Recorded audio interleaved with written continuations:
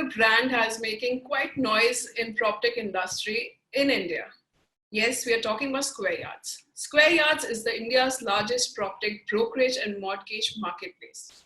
Squareyards has achieved a significant scale in just 6 years and is one of the few Indian startups which have successfully expanded globally. So today we have Tanuj Shori with us, who is the CEO of Squareyards. Thank you, Tanuj, for joining us today for the Proptech Story Series. Thanks, Kritika. Thanks for having me, brothers. So, Tanuj, I'm very keen to know that what was the need gap that you noticed in the Indian real estate market that gave birth to Squareyards? One of the most difficult questions for me to answer, because most of the time, most people would anticipate answers like there was a significant gap as a consumer they saw and they wanted to start whichever startup they started. I think our story was a bit different. We most of us come from very, very strong corporate backgrounds. I was a banker in Hong Kong. I think our attraction towards the space was more to do with Maslow's theory of hierarchy, where we pretty much had ticked most of the boxes we could in our corporate ladder, and there was something exciting we were looking for. It could have very well been the next corporate assignment for all we cared, but at the same time, a lot of our personal wealth was across real estate assets as well as the startup ecosystem. So we were fairly glued into the startup industry, meeting entrepreneurs on a daily basis, putting out our check boxes on how and when to invest in various entrepreneurs. I think one thing which was very, very critical along this equation was people who we are investing in have to be really passionate about what they are trying to do. They should not be just building that just for the valuation or just because there is another answer to the boredom in their lives and they want to start on their note. So in that entire evolution, I'll say, or in that time frame, we were very closely looking at how the PropTech industry had emerged in US and China, two largest PropTech markets in the world. Very, very similar traits, very fragmented industries a couple of decades back, had organized significantly very well over the last 20 years. Look back at India, realize that the level of fragmentation was ludicrous, like I'll say. And even that would be an understatement. The largest developer is a 1% market share, doesn't exist anywhere else in the world.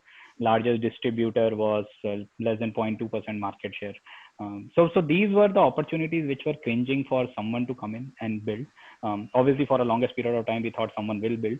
One fine day, we got up on the right side of the bed. We gave it a go. We told ourselves, yes, there are challenges, but the challenges bring opportunities. Let's see how it goes over the next 6 months. 6 months turned into 6 years, and hopefully will turn into 60 years. So every entrepreneur faces certain challenges, and especially when it comes to Indian real estate market, it's still not that mature, as you said, in comparison to international market. So in beginning, what were the kind of challenges you faced and how you overcome those? So I'll Kritika, segregate them into two key parts, and I'm sure most of the other startup founders could potentially agree with me. One is the sector level challenges. Obviously, the sector is very fragmented, unregulated. Data is not transparent. We were not exactly dealing with highly professional counterparties here. So that presented itself with its own unique set of challenges, which I think the answer to that would be, were we smarter after the fact? Yes. Did we make mistakes? Yes, we made horrible mistakes actually. But we told ourselves that we will not repeat the same mistakes. So we learned to grapple and evolve amongst those challenges. But I think the more important were the second set of challenges, which probably every entrepreneur faces in their journey, which are execution challenges. I think one thing which probably has become very, very strongly positioned in our minds after these 6 years is ideas are overrated and execution matters. I think 6 years back, probably we were in the same camp who would be looking for or who would be appreciating and applauding a $1 billion idea or a multi-million-dollar idea. Now we don't do the same. For us, ideas are very, very small speck of this entire equation. The most important thing is how would you get your hands dirty on the ground? How would you execute day in and day out? You will face every second day, and there could be a firefighting, and how you respond to those firefighting is effectively what builds a startup. Okay. So in 6 years of your journey, you're the first startup who immediately not expanded in India, but also expanded in international market. So what was the vision behind these expansion, and where do you visualize Squareyards to be in next 4 years? A lot of our growth has been accidental. When I say accidental, what I'm trying to answer here is, see, there is a broad strategy in play. Like, we want to capture 20% market share in Indian real estate. We wake up every single day with a vision towards that. But do we accurately, meticulously plan where we're gonna be next 12 months, where we're gonna be next 24 months? I think a lot of that is accidental based, opportunistic, where we believe we have the potential to expand faster vis-a-vis any other peers or competitors. I think international expansion was one such case for us. I was living outside India, so that helped. Gulf was a very, very important market for the NRI segment for us, and we have almost pseudo monopoly in this market. We control, in the last 4 months, market share has been 80%, but pre-COVID days also we control almost 2 in 10 transactions flowing from Gulf into India. While we were building that, we realized that the local primary markets in Dubai, for example, is not very different from a Mumbai or a Delhi. It has its own unique set of challenges, but there is a developer. The primary market is very, very large, much larger than secondary market. There is a developer does not own distribution. The distribution is very, very fragmented. The consumers, again, can be bracketed into either end users or investors. It's very similar to the value chain we run in any other Indian city. Again, we replicated the do's and the don'ts of what we did in India to Dubai, and we had a success. We replicated the same thing in Australia and Canada, and these markets grew very, very well for us. So over the last 12 to 18 months, international markets has been one of the fastest growing segments, one of the most profitable segments. So in such scenario, whom do you consider your competitor, especially when it comes to Indian real estate market? And where I ask for competitors, in terms of not just what you are performing in terms of brokerage and mortgage, but as also a Proptech company, whom do you consider your competitor here? So I don't think we are competing with any single player today. Probably 3 years back, the answer would have been we are competing with a couple of relatively offline brokerages, etc. But over the last 24 months, we have evolved into an ecosystem play. When I say an ecosystem play, we are obviously building the real estate brokerage. We built India's largest mortgage brokerage, which marries into the real estate brokerage. Over the last 12 months, we have built a very, very strong presence in rentals and property management. We are building real estate SaaS solutions, CRM. We are trying to get into the offshoots of the entire value chain, how it starts from a consumer looking for a real estate option, either for an end user for an investment, till the time he probably gets an asset handed over, to how he manages the asset post delivery, everything inclusive in between. So yes, we would have competitors at every leg of the value chain. Like, we'll be competing with 99 and Magic Bricks and housing for the traffic. We would be competing with the likes of PropTiger, Anarock, 360 on the Indian real estate brokerage piece. We will be competing with an Andromeda on the mortgage brokerage piece. We will be competing with no broker on the rentals piece. There is no large property management platform in India yet. We will be probably the solo large organized player. And we will be competing with the likes of Salesforce on the real estate SaaS piece. So there's no single player apart from us who has holistically tried to combine all the pieces together. Probably in the next 2 to 3 years, we might see one, but not today. So when you say that, how much of the Indian market share does Squareyards hold currently? I divide that answer into 2 parts. Pre-COVID, post-COVID. My favorite part to the answer first. Post-COVID has been a phenomenal run for us.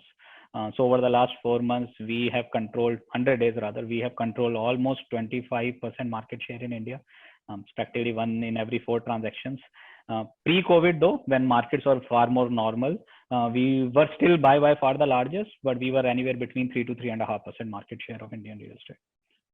That's very interesting. So I wanted to know, now coming to Proptech, what has been your observation with regards to Proptech companies in India and your offering with regards to the edge? How exactly Squareyards is going to benefit out of this offering in the long run? Right. I'll come on to the edge, to the second part of my answer. I think PropTech is one of the most misunderstood words, not just in Indian ecosystem, but in the global consumer tech ecosystem as well. It's a very different asset class. It's a heterogeneous asset class. So it's very different from an e-commerce, very different from an auto commerce, very different from food delivery, obviously, because those are homogeneous asset classes. Here, the asset we are talking about is potentially anywhere between 40 to 60% of the wallet size of any consumer. Not just that, every asset has an individuality. So every building is different, every floor is different, every view is different, every floor plan is different, and which makes it very, very difficult to get to 100% digital value chain ecosystem, unlike some other asset classes. In fact, we run the mortgage brokerage business as well, and we are one of the staunchest believers that mortgage over the next 2 to 3 years should move 100% digital. There is no need for a human involvement in a mortgage. You don't need to touch and feel a mortgage. But a real estate technology would remain a significant enabler. And never say never. Blockchain coming in over a period of time could become 100% digital, but not for a foreseeable future. Having said that, tech plays a very, very strong role in every single part of the value chain. I think how a real estate transaction is done, probably 7 years back, if 95% was offline, 5% was digital, today that has moved to probably 50 to 60% offline, where there is some offline component involved, and another 40 to 50% digital. I think that will continue to change. Like, for example, what happened in the last 4 months, potential consumers could come onto the portal, not just search for the real estate inventory. They could have the entire 3D walkthrough. They could understand the directions to the particular project. They could payment gateway integration. They could make the payments online. The application forms were integrated, so they could complete the entire process online, apart from the last step, which is a registration of the property, and which is one of the reasons. So we were pretty much the only player in India who were digitally ready, if I were to say in 2 words. And that's one of the reasons why we were able to capture such a large market share. But that will continue to evolve. So you will see over the next 24 months, over the next 34 months, a lot of developers, a lot of market participants, a lot of distributors becoming much more digital ready. But would there be an offline component? Yes. Now, answer to your second question, where does Edge come in? I think Edge kind of facilitates most of it for the people who have not been running most of their platforms on tech. You might be surprised to know most of the developers in India still run their reconciliation on Excel sheets. It might take weeks and months for a clients to tally the payments they have made to a developer. And a lot of it sounds very archaic, but that has been the traditional nature of the real estate industry in India. So Edge is not just a pure play CRM solution, which most of the other real estate SaaS platforms in India are offering. It goes beyond that. Basically, we have been running thousands and thousands of transactions as an intermediary. So effectively, Edge is an encapsulation of all the learnings we have had over the last 4 years, running the largest distribution model in India, how the channel management model works, what do you need to do in the real estate transaction, how do you need to track this, where the reconciliation comes in, how do you keep that entire end-to-end flow of the inventory management to the payment management online. So everything, including the CRM. That's what Edge is. And we believe it competes in terms of the domain knowledge. It competes with one of the best global SaaS players out there. Most of them are in US. And since it is our intention, our endeavor is to continue to improve the product. It's still early days for us. It's only the first quarter we launched this product. So we are not looking at monetizing this product in a large way yet. I think over the next 6 months, the endeavor is to ensure that we make our product perfect. And then at some point early next year, we'll launch it globally in a far more aggressive way. So I want to know, like, in between during this COVID time, I had a few discussions when it comes to CRM solutions. The developers and few PropTech companies said that they face problem to make developers understand how the CRM solution will work. And the hassle, what they face from a developer point of view is they don't want to expose that kind of CRM which they already has, because they are quite, in terms of, I would say, data, and also they don't want to reveal those lead generation which is happening, and they get quite strict or mental block is there when it comes to CRM solution, and still PropTech is trying to make developer understand, especially in Indian market. So do you face such problems as well? 100%. So I think there is a lack of belief or a trust. I'm not getting the right word for that. Where developers think everything which could go wrong will go wrong with them. And it's Murphy's law for them right now for this space. I think where it helped for us vis-a-vis a lot of other market participants was our expertise in the space. So we went to the developers, we told them, and with real time examples of this is how this technology helped us scale. We scaled from 2 people to 3,000 people, largest distribution workforce in India. And the crux and the back end or the backbone running that scale is Edge, our version of Edge, our captive version of Edge. And once we do that, once we share those success stories with them, that gives a lot of confidence to them. And that's one is moving. But to answer your question is right. So developers are very, very wary of. I think the biggest worry in their mind is data.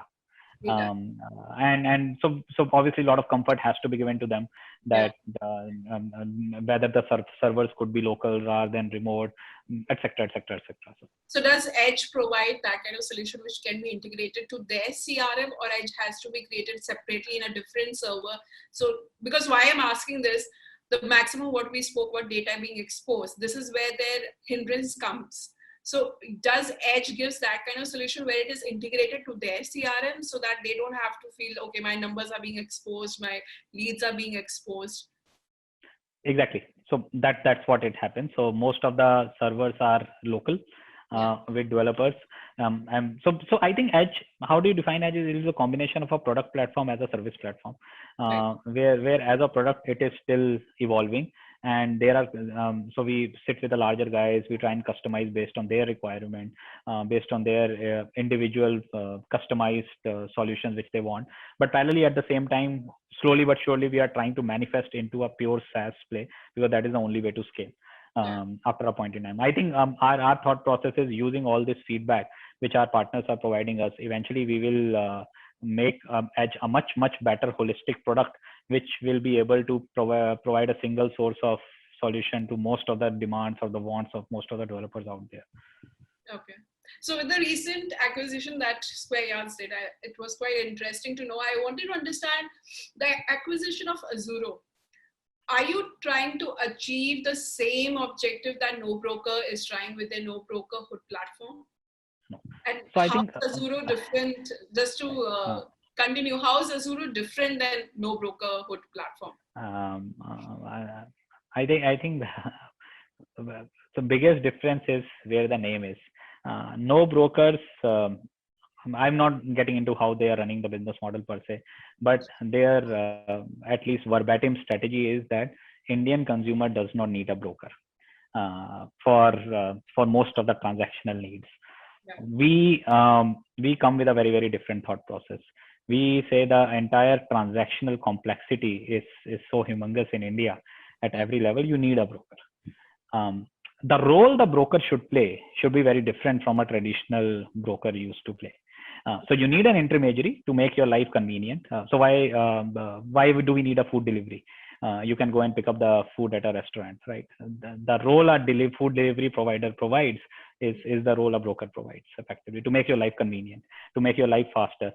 If you are a potential tenant looking for a house, if you are a potential landlord looking to rent out your house, do you want to be actually involved in ensuring every site inspection happens in front of you? Or do you want an intermediary who could manage everything for you at a reasonable price and get that burden off your chest? So we believe in the latter. And that is exactly what. So I think crux of both businesses are very simple. There's a very large opportunity in India, especially in the rentals market. It's probably 4x the market size of the sales volume in India, and very fragmented play. Small brokers or small distributors run that. How do we organize it? We are organizing it using the intermediaries. They are trying to organize it without using the intermediaries. That's the core difference, and that's where the monetization difference and every other difference would lie. So what I noticed something interesting under Azuro, there's this tool called Vector. where you provide the real-time accuracy of in what locality, in what society, what rental is going for that particular 2 BHK or 1 BHK. Very few companies have that data, and very few companies are be able to provide that to owners to understand what exactly the market scenario is. So right now, what I've understood, Vector is right now limited to Mumbai and Thane market. So will you be expanding it further in terms of tool improvisation for other cities? Also, will you be collaborating with any other PropTech company which is actually working on that data front? Answer is plain yes. We believe data analytics will play a very, very critical role over the next 5 years as industry becomes more and more organized.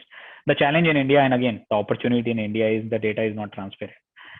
So which helps create significant loops of disruption as an organization if we are able to do that. So a lot of investment going into that, a lot of bandwidth going into that over the next couple of months. Whether greenfield or inorganic, we will see some large initiatives from Squareyards on the data analytics side. But yes, that will be expanded pan-India. That will cover most of the markets in India, and that we believe probably 12 months down the line, we believe be one of the biggest differentiating points between Squareyards and any other platform in the market. So there's a pattern I noticed with Squareyard journey. What I'm noticing is the kind of solutions you're providing, there are different solutions coming all together in one umbrella. It's all integrated. Right. So in future, will we be seeing more solutions? Like right now, people are working on immersive technology and building those 3D virtual tours and even providing those drone virtual tours so that consumer can see how it looks from outside due to this COVID situation. Are we looking at Squareyards also getting involved in such solutions sooner? We did. I don't know if you are aware. So I think we were slightly early than most of the market participants were. So we actually acquired a startup 3 years back on virtual reality and exactly focusing on what you said. We realized, but so just rehashing that at the core of what we are trying to build is also a business. We believe in monetization. We believe in unit economics. We believe in profitability. We believe in scale, and scale. When I say scale, in terms of market share as well as the numbers. Even today, it's not monetizable. So whether we would love to do it, yes. Whether we would love to integrate that as a solution to our consumers, 100% yes. Whether it is economically viable for an intermediary to do that, no. Whether developers should be doing it, yes. As a fraction of their project cost, it makes sense. For an intermediary, it doesn't make sense. So that's the challenge. Okay. So I want to know, like during this COVID time, I'm sure you must have noticed certain particular trends. So what we have noticed that young generation, like recently, a lot of co-living startups have got good number of funding, and there's certain data which has come in which show that more of demand of co-living is happening. So do you see there will be a shift more towards the co-living market as comparison to buying homes when we talk about young generation? I think that was again, I'm correcting myself. So a lot of people are talking about a lot of that shift happening towards shared economy, which is exactly co-living pre-COVID. And a lot of industry experts today speak about that shift has reversed. I neither bought into that. I'm not buying into this. I believe India is such a large enough demographic market that both shared economy as well as end use segment have their own 100x journey left in this market. So, and I think the biggest learning for us in COVID, Kritika, has been don't put ourselves into the consumer shoes. Very, very different from what you will hear from most of the startups. They put themselves in consumer shoes, understand the problems, and then build the products. We believe the market is large enough to probably subscribe to most of the good products which get built for the consumers. So I believe I was one of the most risk-taking guys around in my peer set. Even I would not have bought a home during COVID. I would have waited. I would have thought, let prices correct. We don't know how the markets will react. Let's wait for that. We were amazingly positively surprised the kind of demand we got.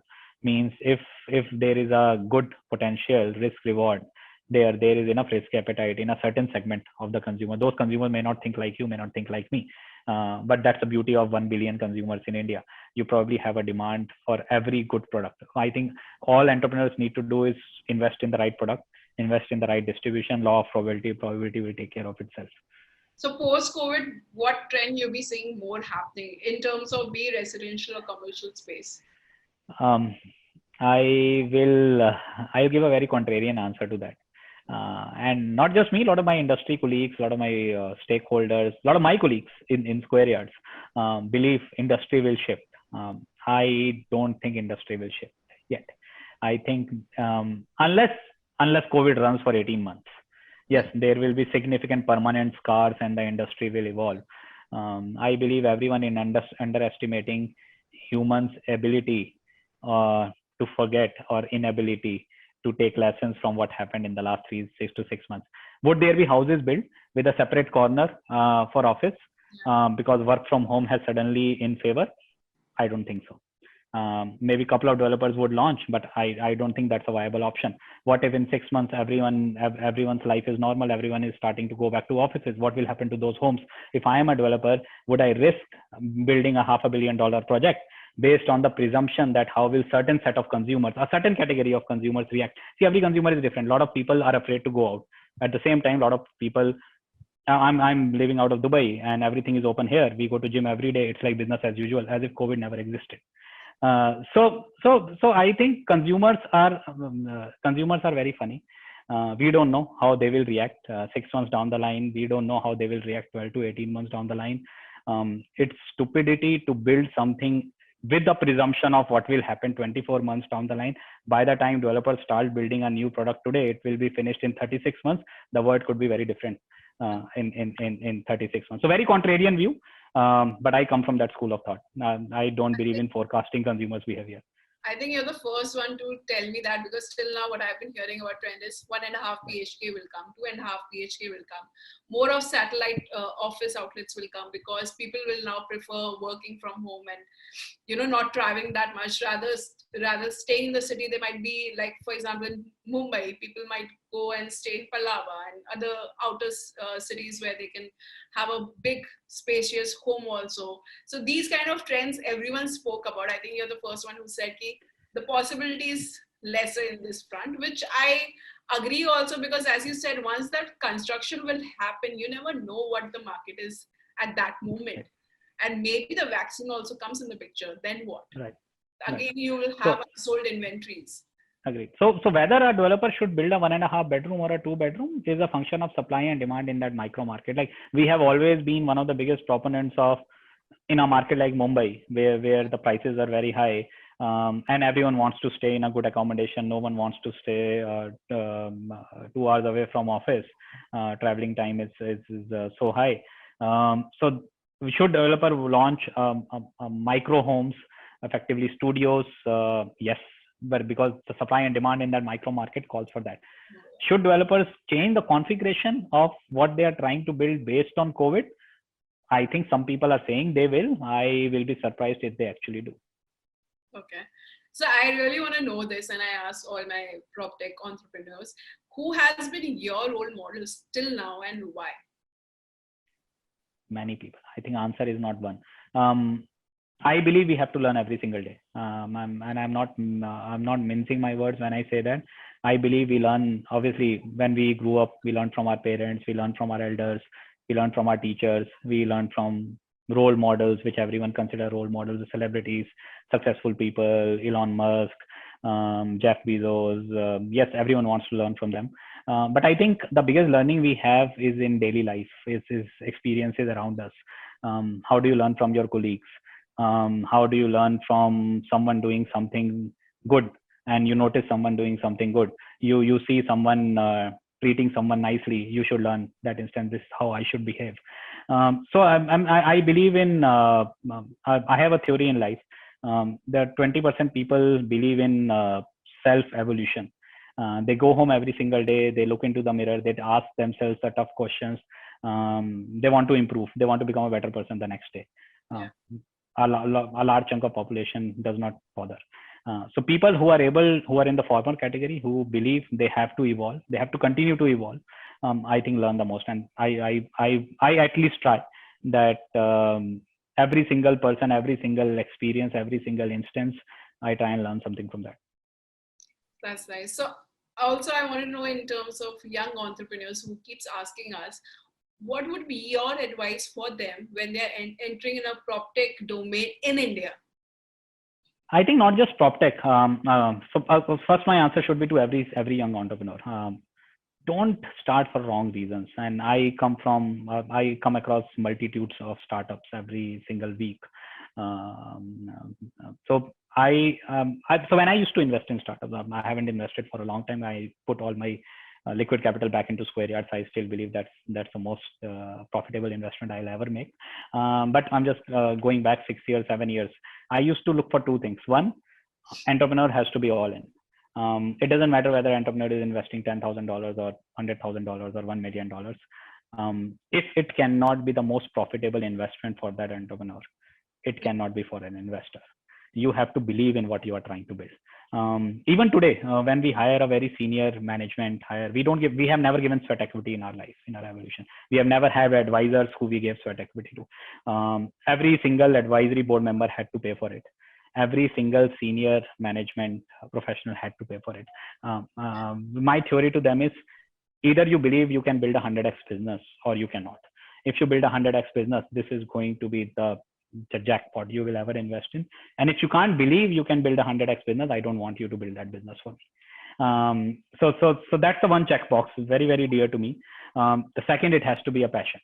I think an entrepreneur should not, so I know a lot of people say that every failure of a startup is also a lesson, etc. And obviously startups fail, it should not be end of life.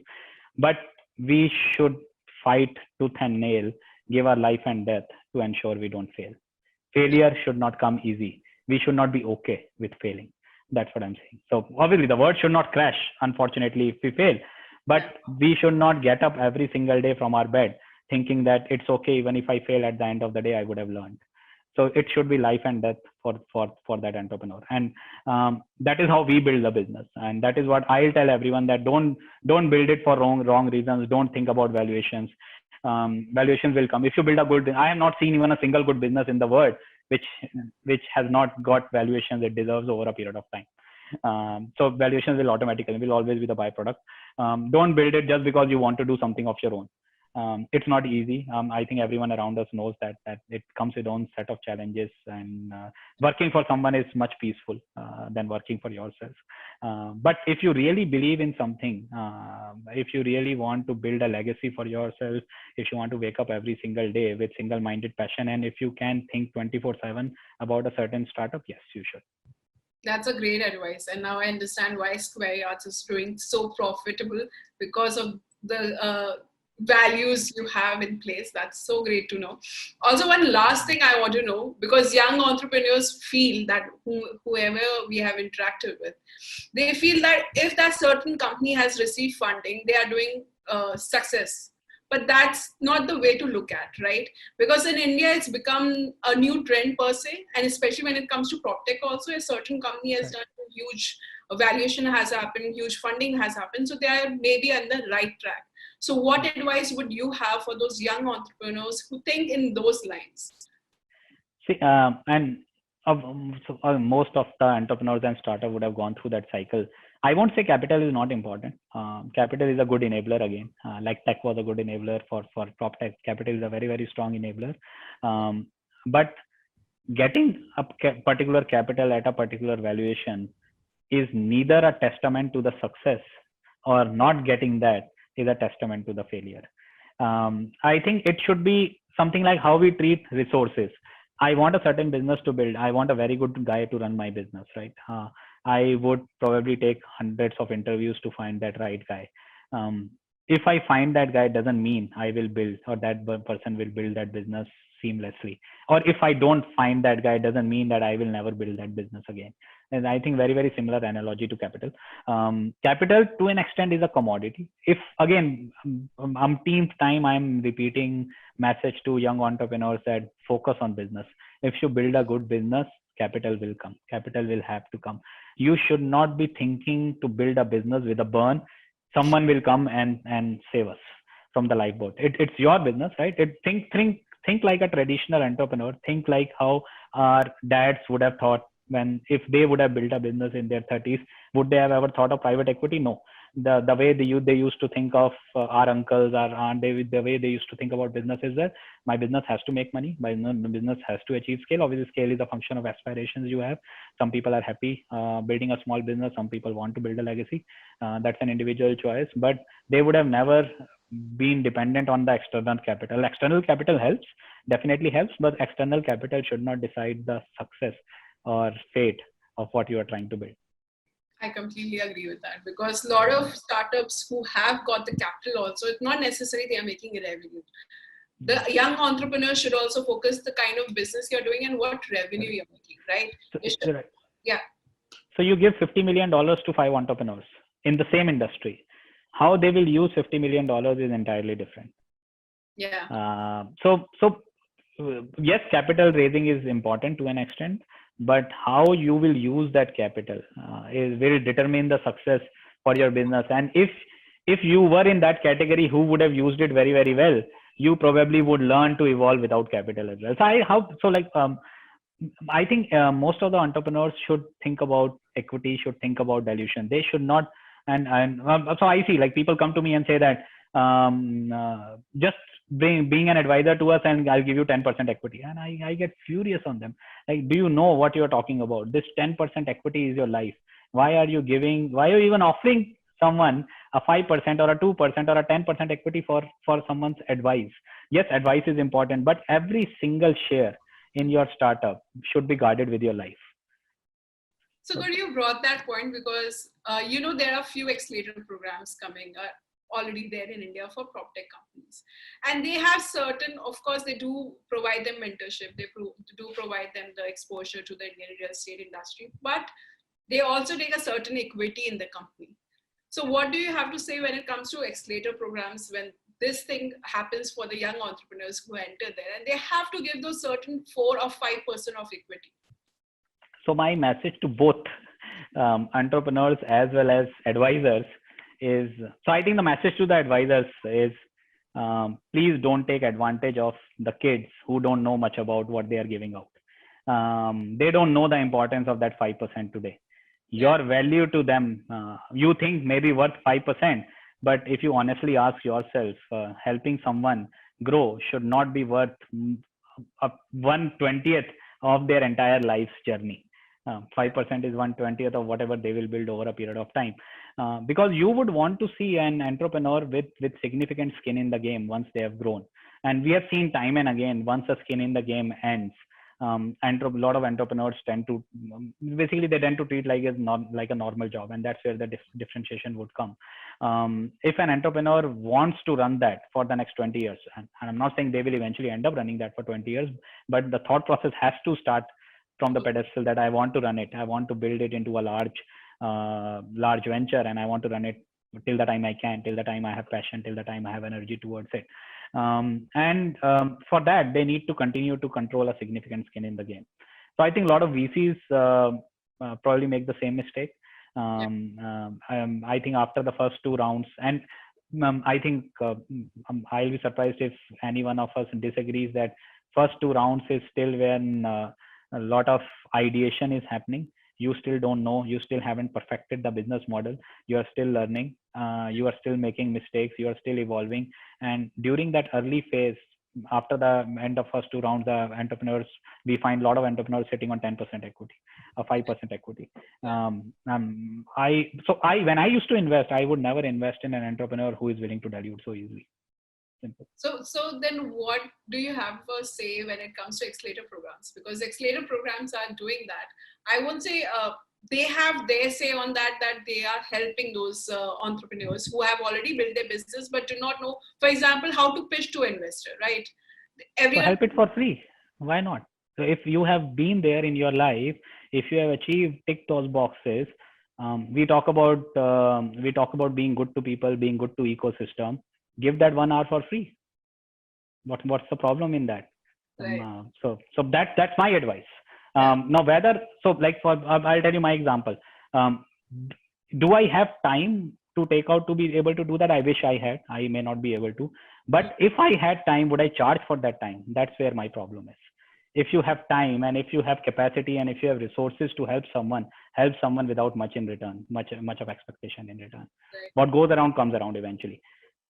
That's a great way to look at it. And plus, that's a way I think all PropTech companies also should think and visualize. And equity is very important. I have heard so many in the market that so many programs have come, but in exchange, they have given the certain 5% equity or 6% equity, which completely shocks me. But they say it's normal because they're getting certain help. They're getting exposure to the Indian developers whom they are not able to reach directly from their end. But it's still, as a being a PropTech cheerleader, it still somehow surprises me that Indian market, when it comes to PropTech industry, is still not being mature enough to know and understand these basic things. You being from the bank background is helping you to know more on this front. But there are so many, entrepreneurs who does not see a huge difference when it comes to equity. How does it matter if I'm giving 5% of equity? Exactly. Agree. Yeah. And I think the problem lies more with the mentors rather than entrepreneurs, because entrepreneurs are young. They haven't seen these markets. They still don't realize the importance of that. They haven't gone through the cycle. But even if you want a token in equity, just take 0.5%, take 1%. 1% of $100 million business is $1 million eventually.